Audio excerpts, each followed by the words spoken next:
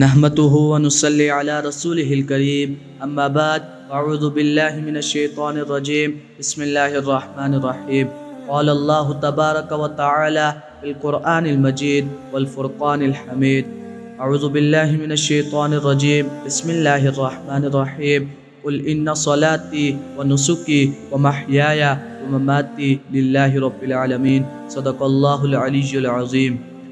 وہ معزز تھے زمانے میں مسلمان ہو کر، وہ معزز تھے زمانے میں مسلمان ہو کر، اور ہم خوار ہوئے تاریک قرآن ہو کر۔ معزز سامعین کرام، السلام علیکم ورحمۃ اللہ وبرکاتہ۔ میں نے آپ کے سامنے سورۃ الانعام آیت نمبر 162 کی تلاوت کی۔ اللہ تعالیٰ سے دعا ہے اللہ تعالیٰ ہمیں قرآن مجید پڑھنے، سمجھنے اور اس پر عمل کرنے کی توفیق عطا فرمائے، آمین۔ معزز سامعین کرام، ایک بندہ مومن کی پہچان یہ ہے کہ وہ اپنے آپ کو اللہ تعالیٰ کے آگے سرنگو کر دے اور اس کے احکامات کی پیروی کرے۔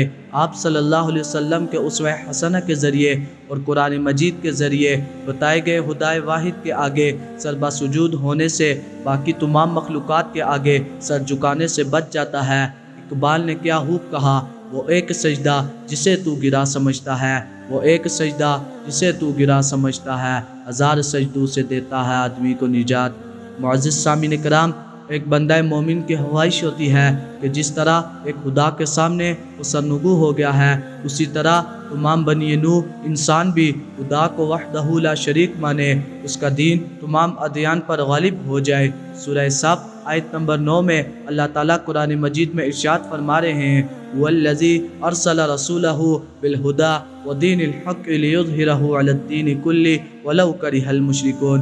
وہی ذات جس نے اپنے رسول کو ہدایت اور دین حق یعنی سچا دین دے کے بھیجا تاکہ اسے تمام مذاہب پر غالب کیا جائے اگرچہ مشرکین کو ناپسند ہو۔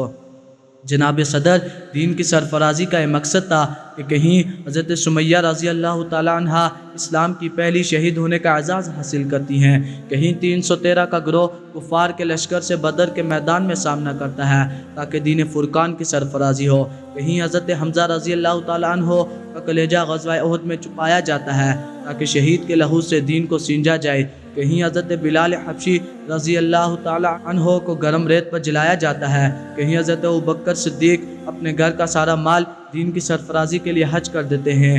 محترم ساتھیوں، یہاں تک کہ مسلمان کیسر و کسریٰ جیسی عالمی طاقتوں کا خاتمہ کر دیتے ہیں، قبلہ اول دوبارہ مسلمانوں کے پاس واپس آ جاتا ہے۔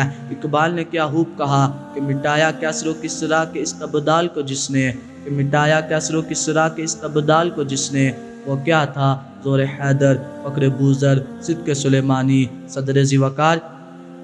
دین کی سرفرازی مقصود تھی کہ حضرت حسین نے حبیب ابن مظاہر جیسے بزرگ، علی اکبر جیسے جوان اور شیرخوار علی اصغر جیسے بچے کا سر کربلا میں کٹوا دیا اور بتا دیا کہ جب بھی کبھی ضمیر کا سودا ہو دوستو، جب بھی کبھی ضمیر کا سودا ہو دوستو، ڈٹ جاؤ تم حسین کے انکار کی طرح۔ معزز سامعین کرام، دین کی سرفرازی قیام پاکستان کی بنیاد تھی تاکہ ایک ایسی ریاست بنائی جائے جو اسلام کے اصلی اصولوں کے مطابق کام کرے۔